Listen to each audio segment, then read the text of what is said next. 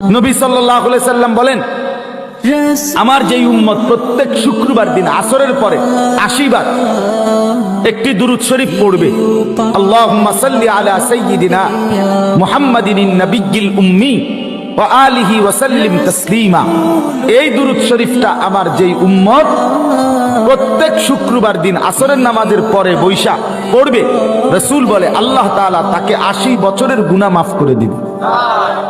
এটা পড়বেন কোন দিন? এটা পড়বেন না, এটা পড়তেন না, এটা জিলাপি নাই, এটার লগে কি নাই? জিলাপি। এটার লগে খিচুড়ি নাই। এটা বলেন পড়বেন। রাসূলুল্লাহ সাল্লাল্লাহু আলাইহি ওয়াসাল্লামের সাহাবীরা মহব্বতে দুরূদ পড়তেন, সাথে কোনো কিছু পাওয়ার আশায় না। রাসূলুল্লাহর ভালোবাসা, নবীজির ভালোবাসা।